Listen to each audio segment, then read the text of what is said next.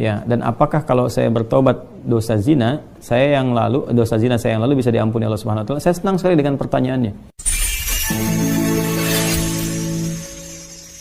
Ada dosa yang bisa melebihi Fir'aun dari perbuatan zina. Dosa yang bisa melebihi Fir'aun. Nanti kita lihat. Ya, dua secara istilah. Ini yang dimaksudkan dalam Islam. Jadi kalau disebutkan zina, maksudnya yang ini. Zina secara istilah. Terminologi. Wa ma'na zina fi syariatil islamiyah. Adapun pengertian zina dalam syariat Islam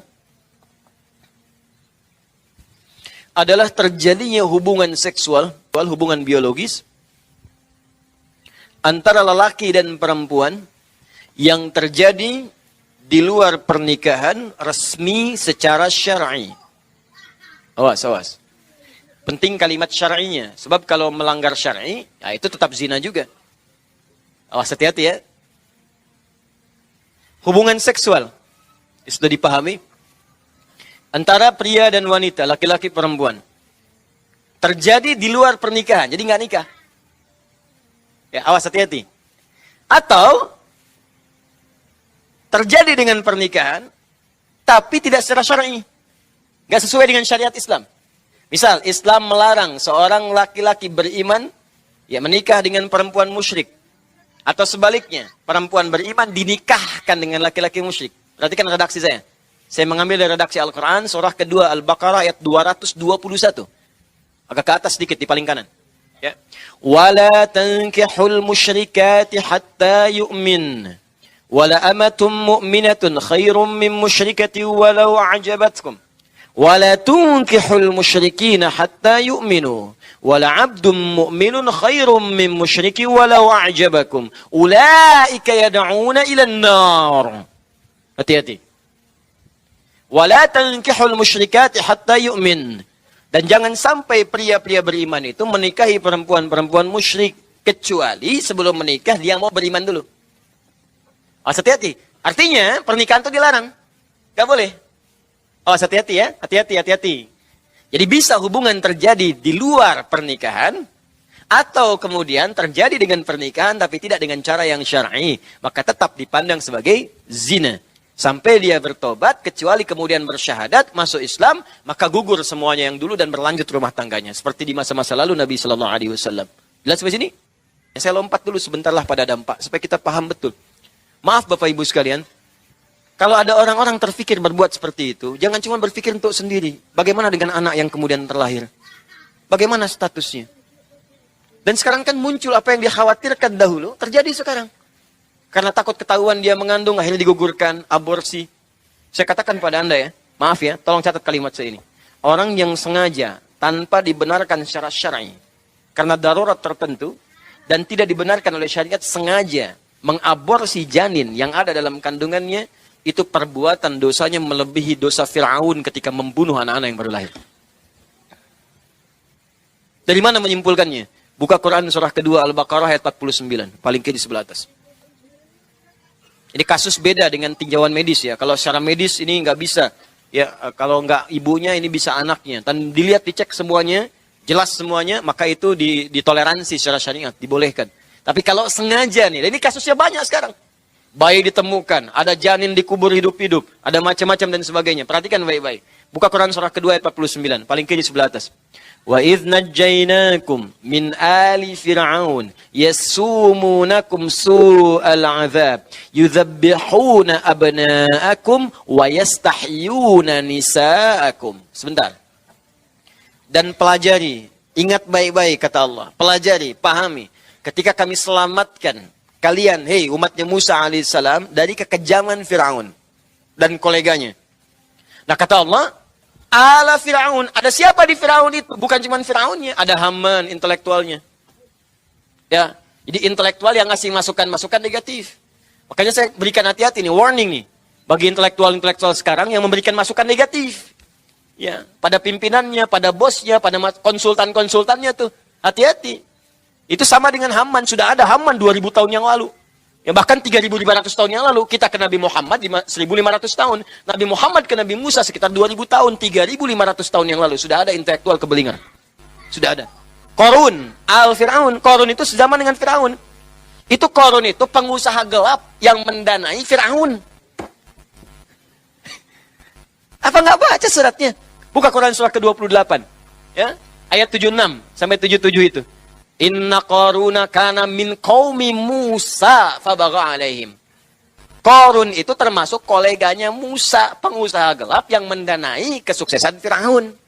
Firaun menjamin bisnisnya lancar. Dua-duanya ditenggelamkan. Satu pakai air lautan, yang kedua likuifasi pakai tanah. Fakhosat Nabi. Gitu. Jadi kalau ada yang main-main dengan itu, pengusaha gelap, penyokong yang atas atau sebaliknya, maka tunggu saja. Allah sudah tunjukkan kepadanya, nih, saya tetapkan pada Firaun, jangan diikuti. Saya tetapkan pada Qarun, jangan jadikan teladan. Paham sampai sini? Tapi yang paling dahsyat, disampaikan kepada Qarun akan ada seorang yang akan meluruskan. Akan ada seseorang yang kemungkinan akan bisa menggoyang tahtam. Maka tiba-tiba Firaun memberikan dekret. Siapa itu? Kata rahib-rahibnya, seorang anak yang akan terlahir dari seorang ibu yang mulia. Maka berikan dekretnya oleh Firaun, keluarkan oleh dia. 2 algojo dampingi setiap ibu yang akan melahirkan di seantero negeri. 2 algojo. 1 untuk mengamati, lahirnya laki-laki atau perempuan. Kalau lahir perempuan, lihat perempuan, bebas hidup. Lahir laki-laki, langsung jatuhkan.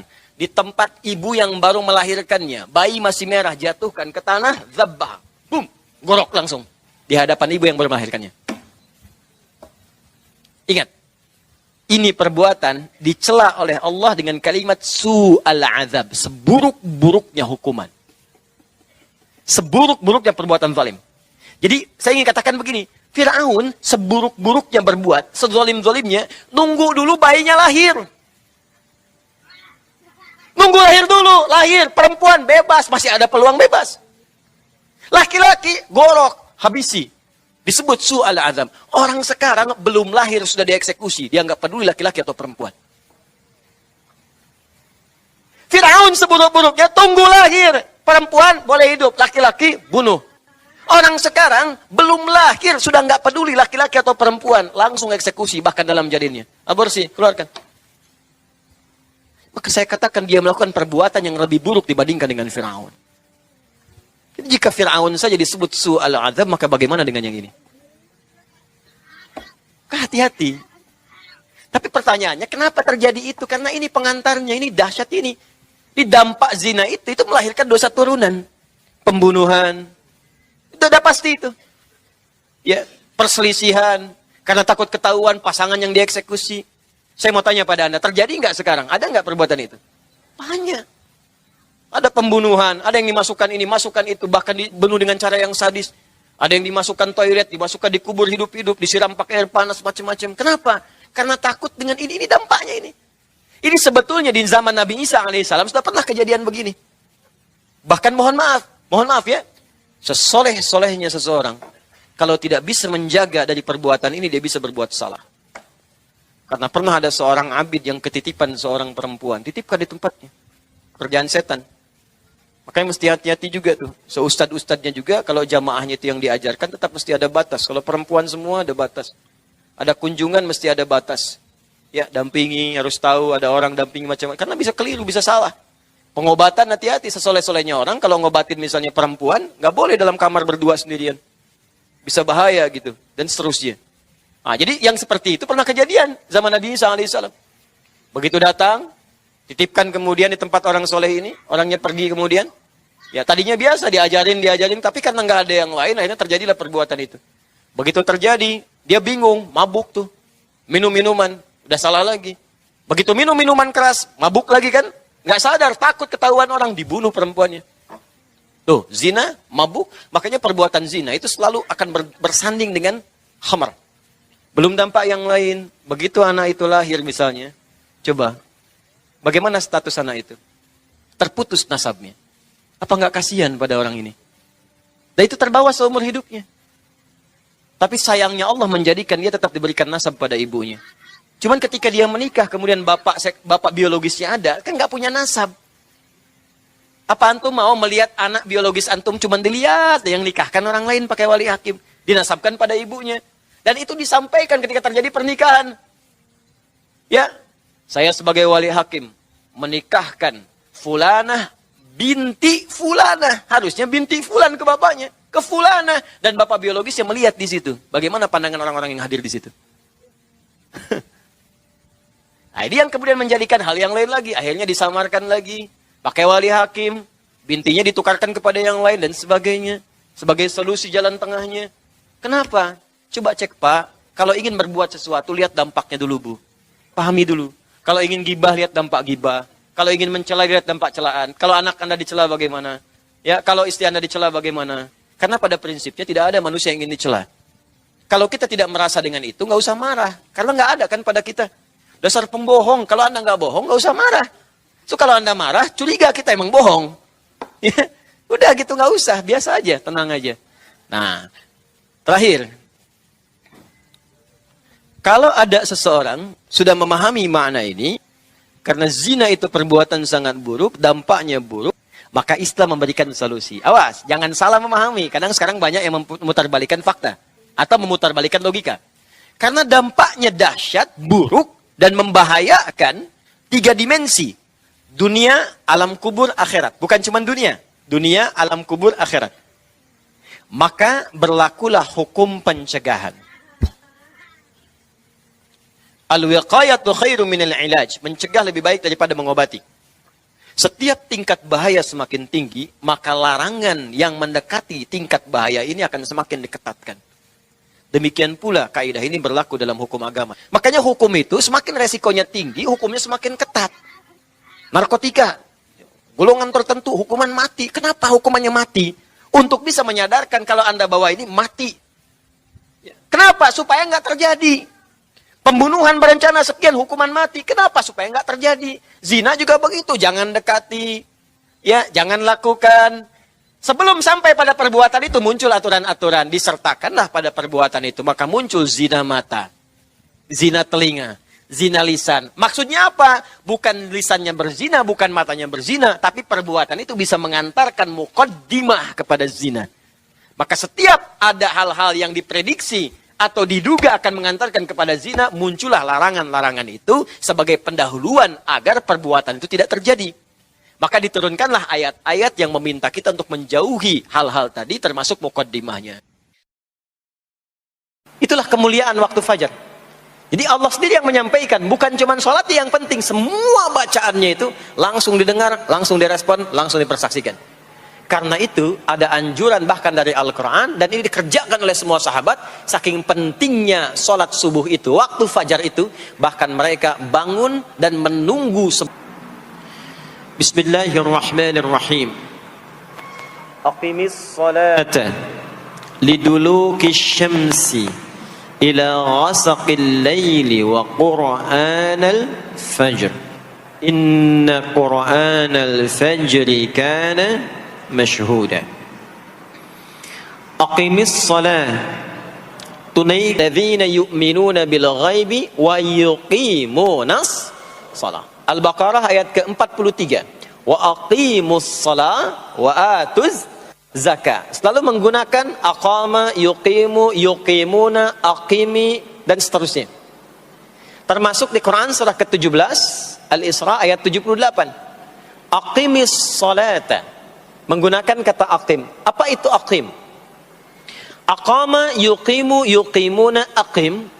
Alladzina yu'minuna bil ghaibi wa yuqimunas shalah. Ada alif lamnya.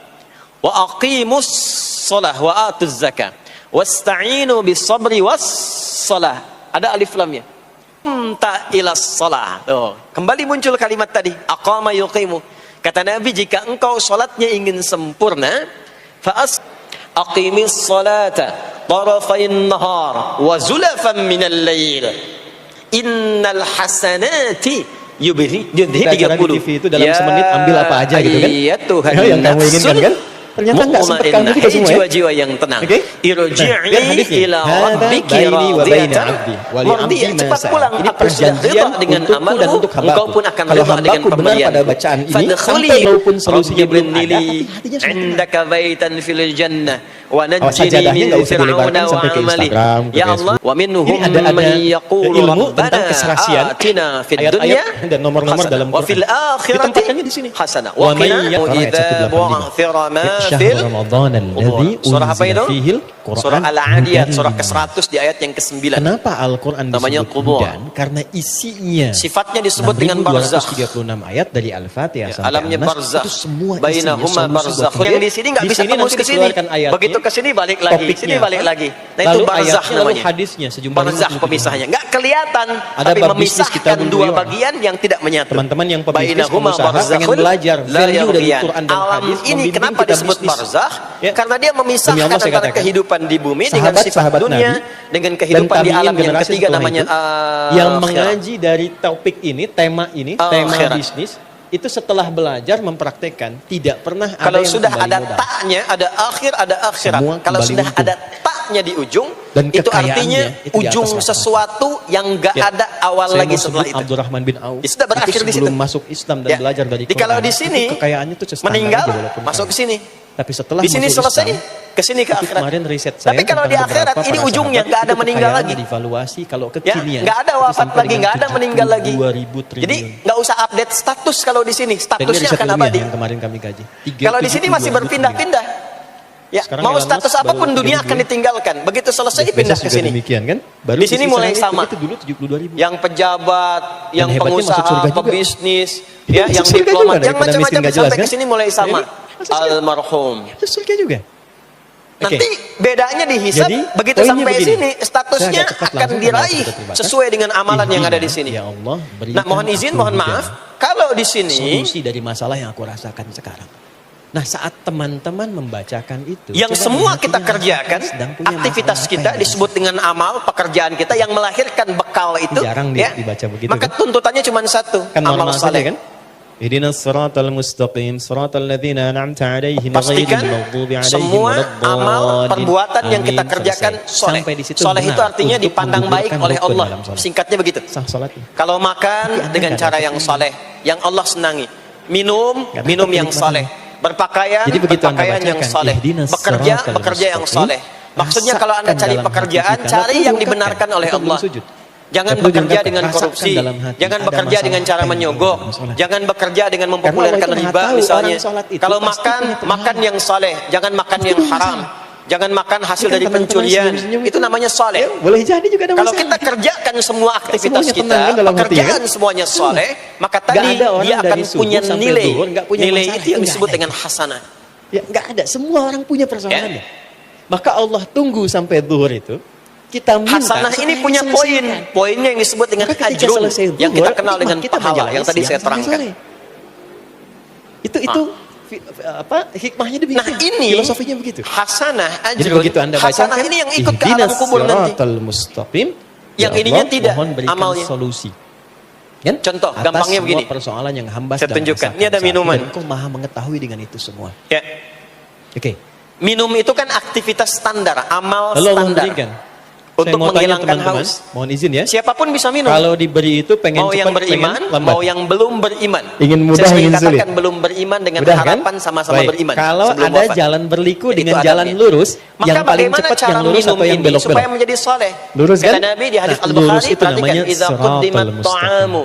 Kalau hidangan disajikan, mau makanan, mau minuman, khudh biyaminika ma yalik, ambil dengan tangan kananmu. Jadi sirat itu jembatan kan yang sering kita pahami, jembatan itu sebetulnya bukan jembatan sempit. Maka sebelum diminum ucapkan Nabi pernah sampaikan kayak rambut di bawah 7 kan? Ya kan? Maka kalimat itu menjadi sempit pada orang yang banyak maksiat itu yang akan menjadikan aktivitas tapi bagi orang yang dekat hasanah dengan Tuhan, dia mendedikasikan kegiatan di dunianya untuk beribadah kepada Allah dengan minumannya berbuat selesai, baik, itu masalah dunia. Hausnya hilang, keluar jadi kotoran, itu minumannya. Paham? Jadi gelasnya nggak ikut ke alam kubur. Jadi seakan kita minta begini, ya Allah, minumannya nggak ikut. Mohon berikan yang ikut apanya? Ini hasanahnya saat aku menerimanya. Jelas sampai sini? Serta mudahkan. Karena itu semua aktivitas yang kita kerjakan dalam berkehidupan itu pasti ada pedoman dalam Al-Quran dan hadis detailnya untuk membimbing semua aktivitas kita menjadi soleh. Kalau bisa jawab, pedoman itulah yang sering kita kenal dengan nama doa namanya. Bintang 5 di Mekah Madinah. Oke?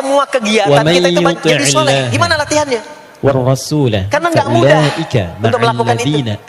Belum tentu bangun itu langsung soleh, itu belum tentu. Oke, kalimatnya sama. Belum tentu kita makan itu mendapatkan sumber yang benar, dengan cara yang benar. Bagaimana melatihnya? Diikutkan pada petunjuk Allah dan Rasul. Kepada kita dari bangun tidur sampai tidur lagi. Misal, saya mau bangun tidur, saya ikutin bagaimana Nabi bangun. Tersambung dengan Allah. Ya, itu contohnya ada pada doa. Ketersambungan itu akan menjaga doa kita itu di bukan semua keadaan, baik berdiri, ada penuntun jalan, aktivitas di setiap duduk, doa itu. kerja di kantor. Ya. Tidur, rebahan. Siapa yang banyak pola kaum hidupnya rebahaners mengikutkan pada tuntunan ya, Allah tiduran, dan Rasul. Itu dipastikan Perhatikan. kalau tersambung dengan Allah, terkoneksi, semuanya soleh.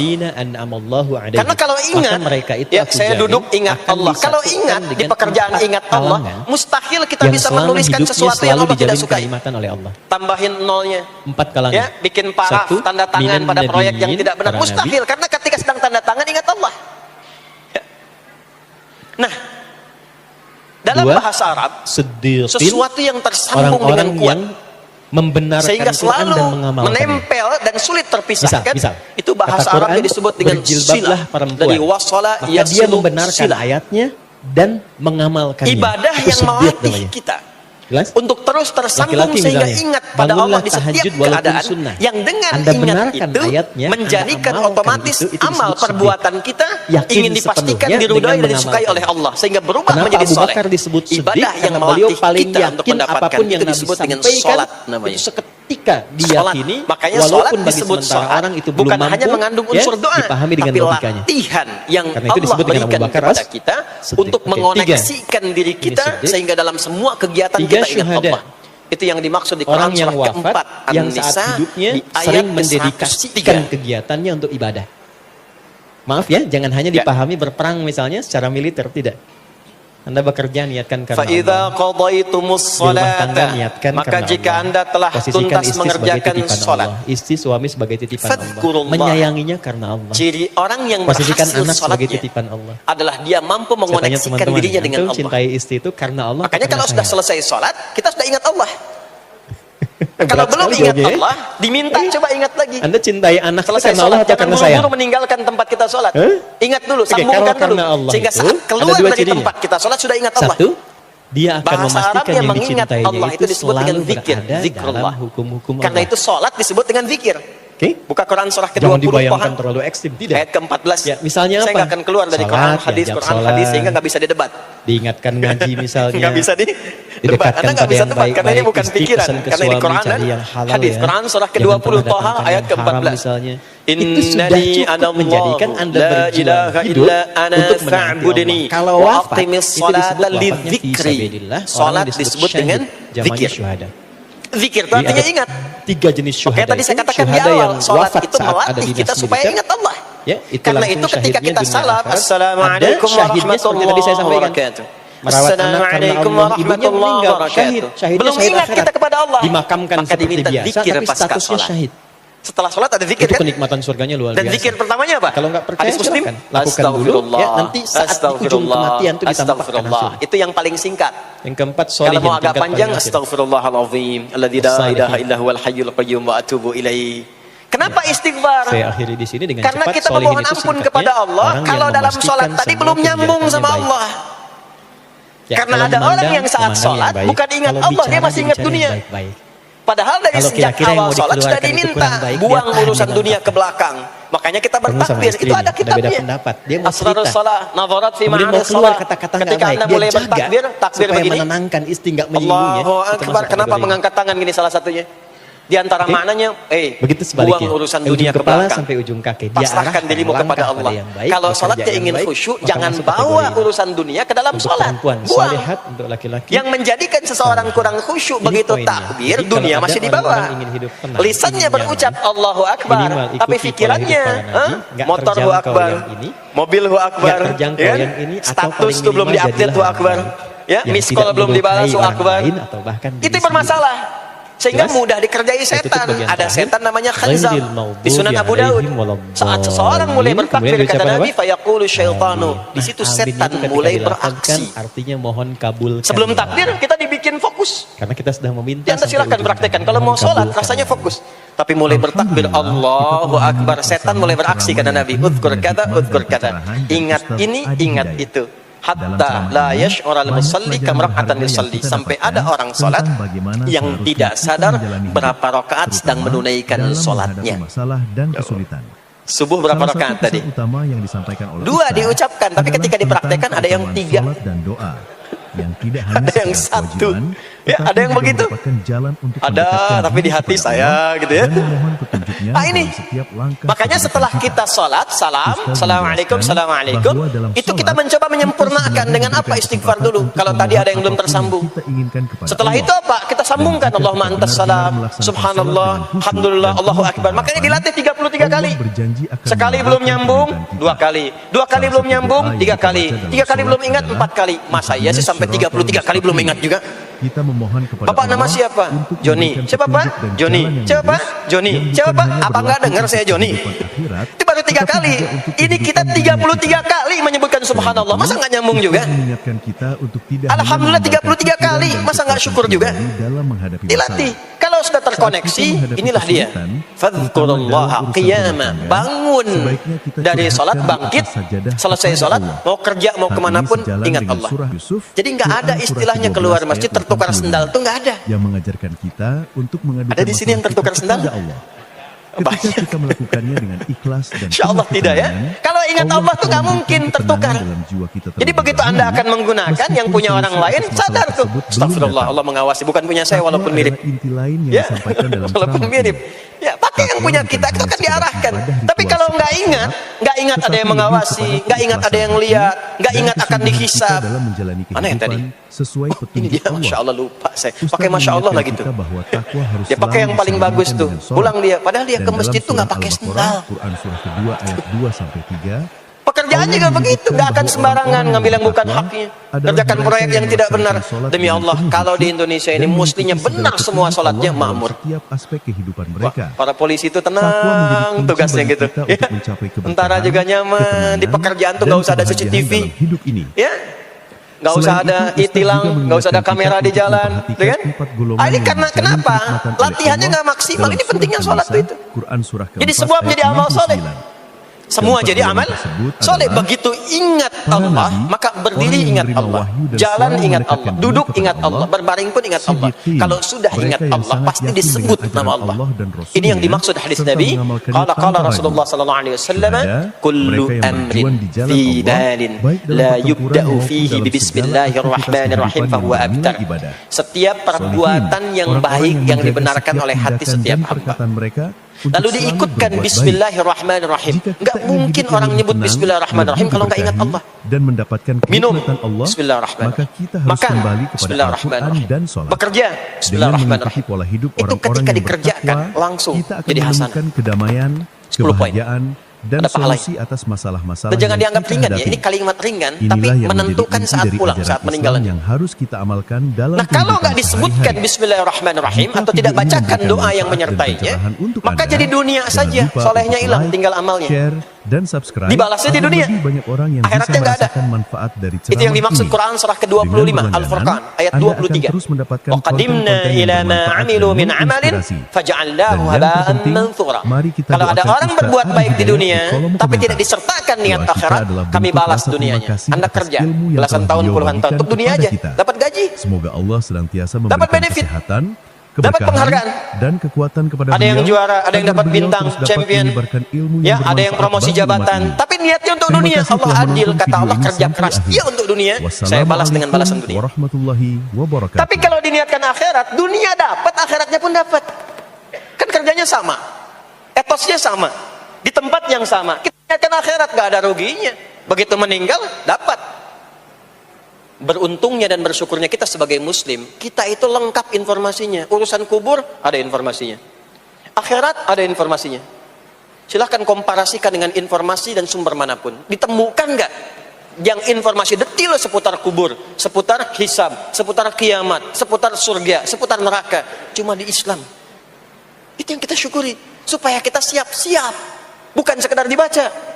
Baca ada pahalanya, tapi siap-siap ada konsekuensi kebaikannya. Ini balik ke sini. Karena itu saya katakan dari awal, pertama Bapak Ibu sekalian, sholat itu menjadi ibadah paling pokok karena dia akan mengantarkan kita pada konektivitas yang kuat dengan Allah Subhanahu wa taala. Ini poinnya. Kalau sudah nyambung dengan Allah, bukan cuma jadi amal soleh. Orang-orang yang tersambung dengan Allah di semua aktivitas kehidupannya, maka akan mendapat jaminan langsung dari Allah Subhanahu wa taala yang memudahkan semua urusan hidupnya. Mudah sukses, mudah bahagia, mudah tenang. Semua kemudahan yang kita raih dalam konteks kebahagiaan, ketenangan, kesuksesan itu kalau digabungkan semua maknanya, berubah katanya menjadi falah. Apa namanya? Falah. Falah itu bahagia, sukses, nyaman. Kalau dibuka kamus English Arabic misalnya, falah itu bahasa Inggrisnya success and happiness. Bukan cuma bahagia, bahagia dan sukses. Bukan cuma sukses, karena ada orang sukses belum tentu bahagia. Saya sering tanya yang ini nih, dan biasanya para ibu yang juara menjawabnya itu. Ya, pilih mana? Kaya tapi gelisah, atau miskin tapi tenang. Sampai ke-33-nya, wa ja'alani mubarakan aina ma kuntu wa awsani bis shalah. Salat. Hunalika da'a Zakaria rabbah qala rabbi habli min ladunka dzurriyyatan thayyibah innaka sami'ud du'a. Turun jawaban, fanadathul malaikatu wa huwa qa'imun yusalli fil mihrab anna Allah yubashshiruka iyyaka na'budu wa iyyaka nasta'in.